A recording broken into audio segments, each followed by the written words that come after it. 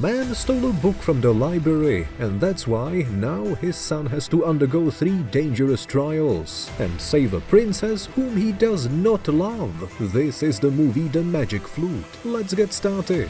A young man named Tim Walker visits his father at the hospital. He dreams of getting into a prestigious music school and becoming a singer, but he doesn't want to leave his parents alone. His father gives him a book called The Magic Flute and admits that he stole it when he was a student at the music school himself. 6 weeks pass. Tim is on a train reading the book his father gave him. It's a collection of Mozart works. He notices a cute girl with headphones and smiles at her. The two of them introduce themselves. The sweet girl's name is Sophie, and she's heading to the same music school. Tim tells her that he plays the piano, but in truth he dreams of becoming a singer. They listen to their favorite songs together as the train speeds through the mountains. So Tim arrives at the International Mozart School. Now he will be living with a shy but slightly quirky guy named Paolo. The new roommate tells him about the rules and the laws of the school. There are both nerds and the cool guys here. One of these cool guys is named Anton, and he is incredibly arrogant and self-confident. Anton constantly bullies the other students. The problem is that his father is a world-famous opera singer, and because of that, they let him get away with everything.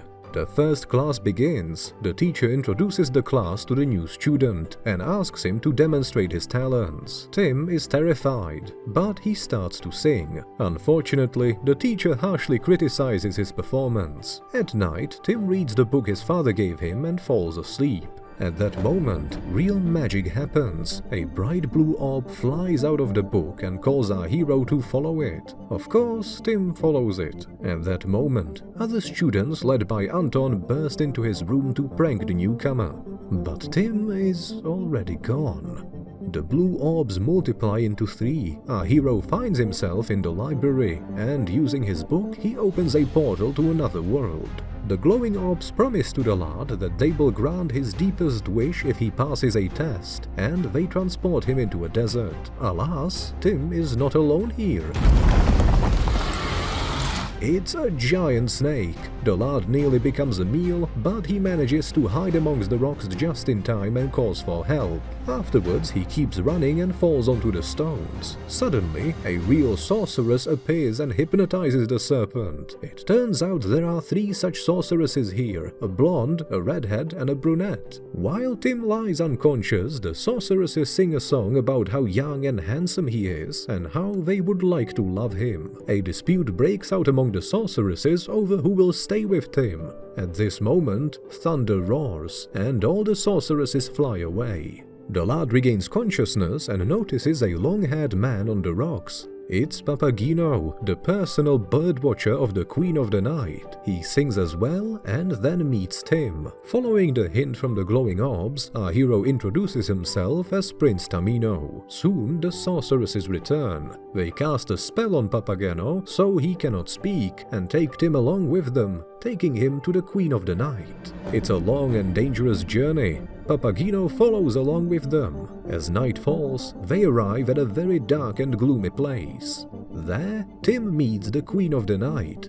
She asks our hero to find and rescue her daughter, Princess Pamina, who has been captured by the villain Sarastro. Tim promises to help the queen, and she immediately sings a joy full of song and gratitude, even promising to give Pamina to him in marriage. The sorceresses finally lift the spell on Papageno, and demand that the birdwatcher helps our hero reach the domain of the villain Sarastro. They gift him a magical flute, and Papageno a music box, telling them that these will aid them in their battle against the villain. The sorceresses also promise that 3 invisible spirits will assist them. Those are the very same glowing blue orbs. Suddenly, Tim hears a strange sound, like the ticking of a clock, and the portal transports him back to the music school. The clock shows 6 in the morning. The boy feels a sharp headache and notices the magic flute beside him. He grabs his book and heads off to class. After class, Tim and Paolo leave the school grounds and meet some girls from the girls' dormitory. dormitory. Among them are Sophie and her friend Olivia. They chat around a campfire and Sophie encourages Tim to follow his dream. At night, Tim wakes up and notices that Paolo is also awake. Paolo is writing a letter to his former roommate. Tim grabs his book and runs out into the hallway. He heads back to the library and opens the portal to the magical world once again. There, our hero sets out to find Papageno. It turns out that the bird catcher has gone far ahead. We see Princess Pamina trying to escape, but Sarastro's soldiers find her every time. A villain named Monostatos orders the poor girl to be tied up. Papageno arrives at the castle. He finds Pamina and accidentally drops one of his bird feathers on her. Despite this, the birdcatcher manages to free the princess, and they try to escape together. Pamina and Papageno hide amongst the crowd of street vendors. Meanwhile, Tim finally arrives near Sarastro's castle. Soon he also finds his companion and the princess. Unfortunately, Sarastro's men led by Monostatos appear right away. A chase begins, during which several market stalls are knocked over. Sadly, our heroes find themselves surrounded.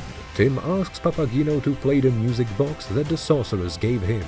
Everyone in the square immediately starts singing along and dancing, and then they collapse to the ground.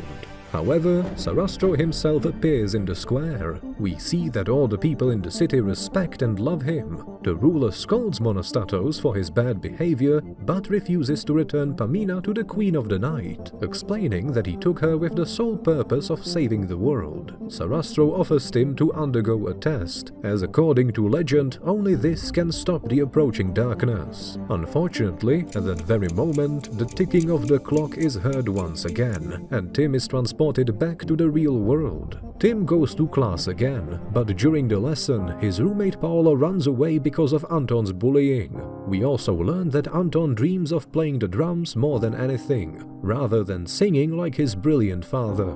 No one listens to him, so he runs off to the woods. Paolo follows him with a flashlight. He hears his enemies cry and finds him in a gully. Despite their rivalry, Paolo rescues Anton and helps him back to the dormitory. The former enemies slowly become friends. It's at this moment that we learn Paolo's previous roommate Benjamin died, and Paolo is deeply affected by it. In the middle of the night, Tim goes to meet Sophie. She asks him to sing and play for her, and he does.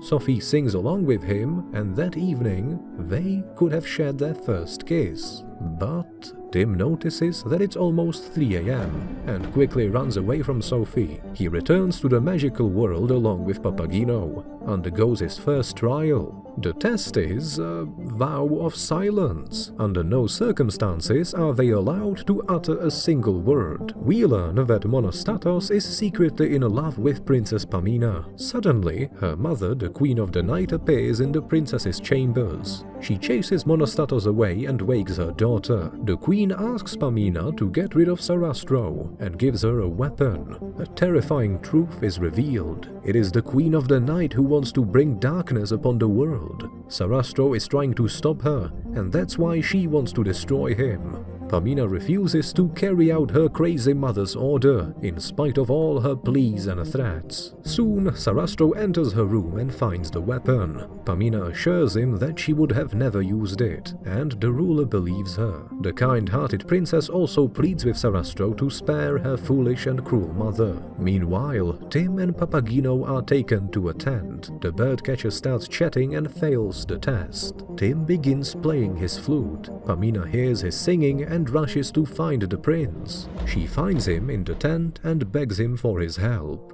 However, Tim remains silent as he is undergoing his test. Pamina sings a very sad song about her broken heart and walks away in despair. Sarastro praises Tim for successfully passing the test, but at that moment, darkness looms all over again, and the lad is thrown back into the real world. Oh, what a bad time for this to happen. Now, who will save the princess? Tim goes to Longbow, the principal of the music school. Unfortunately, the man refuses to let him audition. The reason is that he saw Tim with Sophie last night, and she is his daughter. Anton receives the leading role in the upcoming musical, but he is not very happy about it. Tim rushes to the girls' dormitory to find Sophie, but she is packing her things at that moment. The lad and the young woman argue. Sophie is very hurt because Tim left her in the middle of the night without any explanation. She wants to leave the music school and return to London to her mother. Tim talks to Paolo and apologizes for being a bad friend. He shows his roommate the magical flute and tells him about his adventures in the other world. At first, Paolo thinks he's joking, but he still wants to help his friend. He says they don't have to wait until 3 in the morning. After all, it can also be 3 o'clock in the afternoon. Tim grabs his book and hurries to the library. At 3 o'clock, he is transported back to the magical world. He is marked on his forehead with some sort of a seal. On the ground, our hero notices strange symbols. Those very glowing blue orbs fly to Pamina. They advise the princess not to lose hope and lead her to Prince Tamino. With the help of Pamina's dagger, they manage to activate the artifact known as the All-Seeing Eye. The second test begins, and it is the test by fire. To overcome it, they need love and music. Tim starts playing his flute. Yes, the fire doesn't harm them, but it's not enough. They fall into a chasm and find themselves in deep water. Tim's flute drifts away. He swims to the princess and sees that she is dying. It seems they truly lacked love. Tim calls out the name of the girl he truly loves. It's Sophie. At that moment, the darkness dissipates. Tim and Pamina find themselves in a safe place. They have overcome all the tests. Papagino meets the love of his life, the beautiful Papagina. The two are truly made for each other. Tim hears the ticking of the clock again. But Sarastro uses his magic to keep the lad there for a little longer. He crowns Princess Pamina and names her the Queen of the Sun. After ensuring that the magical world is peaceful and safe, and after kissing Pamina goodbye, Tim returns to the real world. In the library, he meets Paolo. Now the lad realizes that his friend was not lying. Tim runs after Sophie. He sees that her train is already leaving the station.